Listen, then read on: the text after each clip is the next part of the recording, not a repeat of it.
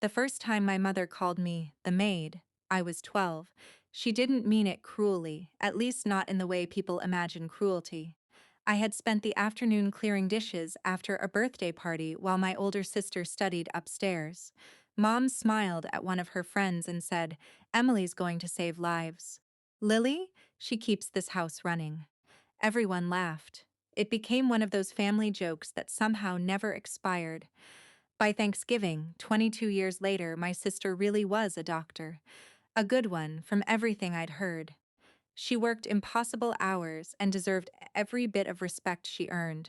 I never resented that. What I resented was becoming useful instead of visible.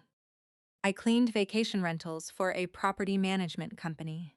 I supervised 3 crews, handled inspections, trained new hires, and spent most days solving problems before guests ever noticed them. It wasn't glamorous, it was honest work. Somehow, inside my family, that translated into being the daughter everyone could joke about. Thanksgiving rotated between relatives every year. This time my aunt hosted. 14 people crowded around 2 long tables pushed together in her dining room. I had arrived early because she asked if I could help. Of course I did. I basted the turkey when the timer went off, refilled drinks, found extra chairs in the basement, washed mixing bowls while everyone else caught up in the living room. None of that bothered me. What bothered me was how predictable the evening became. "So, Emily," Uncle Ron asked, "how's the hospital?" For 15 minutes, everyone listened. Complicated surgeries, long shifts, patients she'd never forget. She spoke modestly. She always did. Then someone eventually remembered I existed. "And you, Lily? Still cleaning?" "Still managing cleaning teams," I said. Oh, that was enough for them. Conversation drifted away before I finished my sentence. I caught my sister looking at me once. Not smug, uncomfortable. She'd seen this before. After dinner, my mother stood, wineglass raised. "I just want to say how thankful I am." The room quieted. "I'm blessed with 2 daughters." She turned toward Emily first. "One became a doctor." Everyone smiled. Then she looked at me with that familiar grin. "And the other," she laughed. "Well, the other became a maid." Laughter rolled around the table, not vicious, not hysterical. Just enough that nobody stopped it.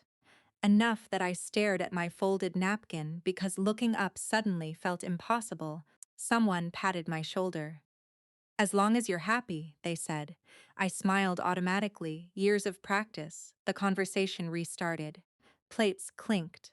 Football played softly in the next room. The moment should have disappeared. Instead, it settled somewhere heavy inside me. I realized something strange. I couldn't remember the last compliment my mother had given me that wasn't followed by a comparison. Later, dessert came out: pumpkin pie, apple pie. Coffee. The room had recovered completely. My mother stood again. "I forgot one more thing." She lifted her glass toward Emily. "Here's to our family's first doctor." Before she finished, I heard my own voice. "Mom." It wasn't loud, everyone heard it anyway. She smiled, expecting me to add something cheerful.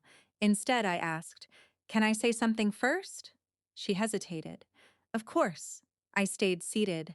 I've spent most of my life trying to become someone you'd be proud to introduce. Nobody moved. I kept thinking if I worked harder or earned more or chose a different career, maybe someday I'd stop being the punchline. The room was perfectly still. "I don't mind that Emily's a doctor." I looked at my sister. "I'm proud of her," she lowered her eyes. "But every year you remind everyone that one daughter impresses you and the other cleans." My mother's smile disappeared. "I've cleaned houses." I continued. "But I've also managed people, solved problems, paid my own bills, and built a life I'm proud of." I took a slow breath. "The only person here who keeps calling me a maid is you." No one laughed. Across the table, my aunt quietly reached over and lowered my mother's wineglass onto the table. That tiny movement seemed to release the room from whatever it had been pretending not to notice. My uncle cleared his throat. "I think we've had enough speeches," he said gently. "Let's just enjoy dessert." It wasn't dramatic, nobody applauded, nobody argued. My mother looked down at her plate, for the first time I could remember. Nobody rushed to rescue her from the silence. Emily found me on the back porch 15 minutes later. I should have said something years ago, she whispered. You didn't make the joke. No, she admitted. I just let it happen. I nodded. I know. She asked if I was leaving. I think so. She hugged me before I walked to my car. Mom never came outside. She texted 2 days later, not an apology, just, I didn't mean to embarrass you. I stared at the message for a long time. Then I replied, the embarrassing part wasn't what you said. It was realizing I'd spent years believing I had to earn the kind of respect that shouldn't depend on my job. She didn't answer. Months have passed since that Thanksgiving. We still speak birthdays, holiday texts. The relationship survived, it also changed. I no longer wait for my mother to describe me correctly before I know who I am. And strangely enough, that's the first Thanksgiving I can remember where I left the table feeling smaller to everyone else, but finally large enough in my own eyes.